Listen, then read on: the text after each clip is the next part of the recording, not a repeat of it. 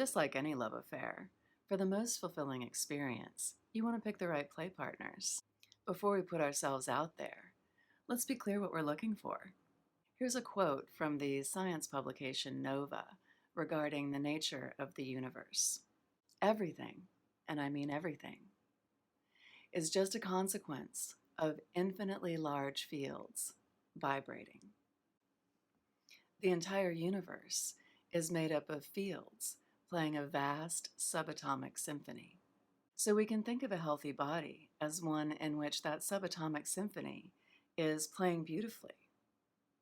And we can think of healthy foods as those that provide us with crystal clear, high vibrations. You may be familiar with the work of Dr. Masaru Emoto, who studies the consciousness of water. Dr. Emoto plays music or communicates certain words to water, freezes the water, and then studies the crystal formations. It's a beautiful way to visualize how energy materializes differently depending on how we relate to it. The plants and animals we eat are made up of the same matter that we are. Their subatomic symphony is either vibrantly in tune or a train wreck of missed beats. So how do we know if we're getting a play partner who's really bringing us the highest vibration possible? Just like the search for any good play partner, there's going to be a lot of bullshit information and misrepresentation out there. High vibration foods will have three key characteristics. They'll be thick with nutrients, consensual, and emotionally fulfilling. The same thing we'd want in any good play partner. Thick with nutrients is also known as nutrient dense. Beefy nutrients come from beefy soils, whether it's a plant or an animal we're about to get intimate with. Monocropping, commercial farming practices, factory farming, it's all about size, not cellular satisfaction. Ingredients that are thick with nutrients haven't been fucked with. They're not produced in a factory or a lab, and if they have gone through any sort of processing, it's minimal. And nutrient-dense foods won't have a lot of baggage. If they have been processed, for instance, in the case of olive oil, they're processed in a way that preserves their integrity, sent to us within season, bottled in a glass bottle, not allowed to get rancid in a warehouse somewhere before it comes to us. Likewise, when we're preparing a food, we want to make sure that we do it in a way that preserves the nutrients so that we can get those suckers right where we want them, which is deep in our cells. Consensuality is critical in seeking any play partner, and it's no different when it comes to food. In studying cultures across the globe, Daddy Weston found that every culture consumed animal products of some kind, whether it was shellfish or grazing animals, birds, all cultures ate animals and animal products. And several of the key nutrients that he found critical to human health can only be found in animals. Even cultures who lived far up in the mountains and had no access to high quality proteins traded with coastal communities for shellfish, and that trade continued even if those cultures were at war with each other. I'm not going to go into too much detail here about the horrors of the industrial food system and the ways that our animal brothers and sisters are treated. I highly recommend that everyone who consumes animals or animal products watch the movie Dominion. It's an excellent portrait of how animals are treated, especially if you think back to the work of Dr. Emoto.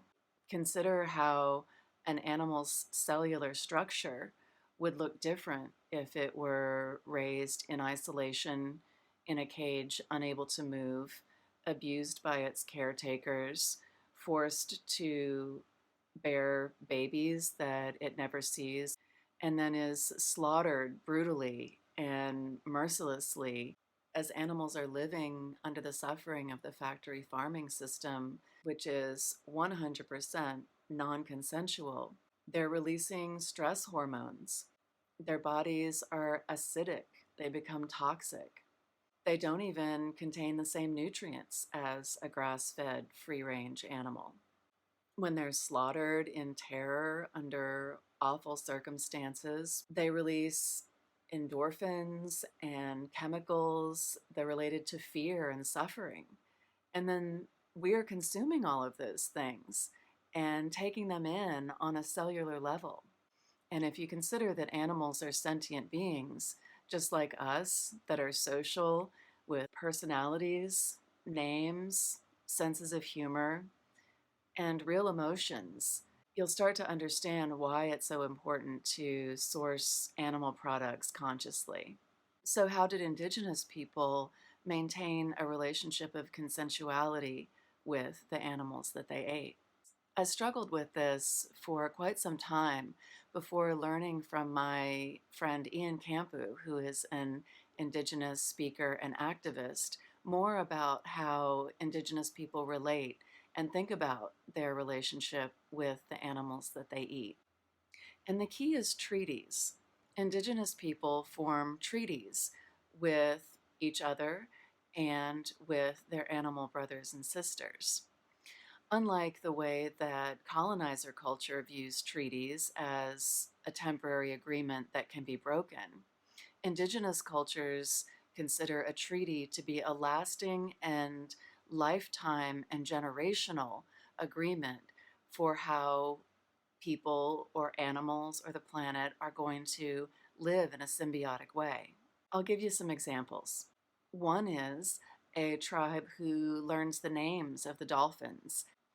They tap the name of the dolphin on the surface of the water, and the dolphin swims up to the surface, bringing with it all of the fish that are schooling with it so that the tribe can catch the fish.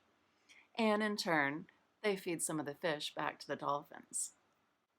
Another tribe has treaties with coyote. They give one coyote some of the meat from their kill, and that coyote protects their meat from the other coyotes. And across indigenous cultures, you'll find the practice of requesting from the animal whether it's okay to take its life for the life of the community.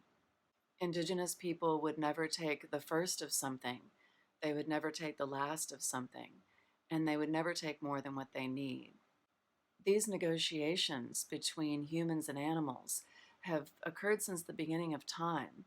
It's only recently, with our mass production colonizer culture, that we non consensually breed and massacre our animal sisters and brothers with a complete lack of consciousness or care for their well being or the well being of the planet.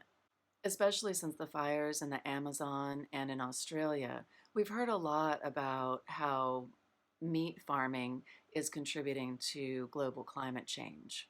Grass-fed sustainable animal farms are actually preserving ecosystems and native species.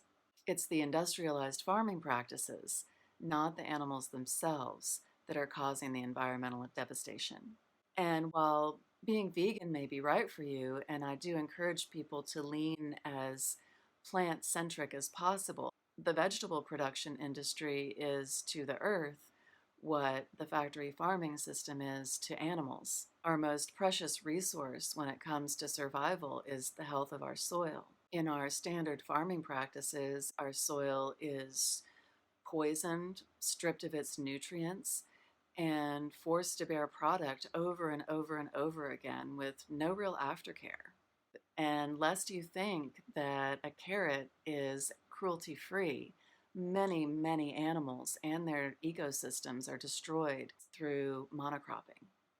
Unless you're doing your own farming, the consensuality standard is probably the hardest to reach when trying to achieve a high vibration diet. And even if you can find ingredients that are organic, locally grown, grass fed, they can be expensive because they more closely represent the value of a life. My solution has been to lean toward animals like chicken, in which I can consume and use as close to the entire animal as possible, and also to use meat and dairy as a garnish as opposed to a main ingredient or a center point. to my dish. And I'll be showing you how to do those things. Finally, a high vibration food is one that fulfills us emotionally. So many people will say to me that they really need to stop emotional eating, that that's their problem with having a diet that really nourishes them. They turn to food for emotional comfort, and they consider that a problem. I'm here to tell you that pleasure is a principle of nature, and pleasure is our birthright. Nature created the sweet, the creamy, and the comfort of food to support us through the inevitable suffering that life brings. Capitalism has leveraged this natural principle. It's used our natural attraction to foods that comfort us to trap us in an addiction to foods that are a perversion of what nature provides. Things like high fructose corn syrup, junk foods loaded with artificial flavors and extreme levels of toxic salts, white flour, fried foods. These bastardizations of what nature provides give us immense satisfaction.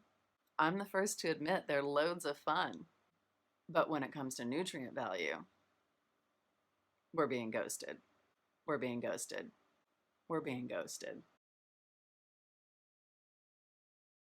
When you have the right playmates in your life, not only do we thrive physically, but we're inspired to live our true purpose, our soul's purpose. We have the spark to live our best life. Next, we'll be looking at what I like to call the personal massager of food models. Using this model as a foundation, we'll be able to pound the most vibration into every bite.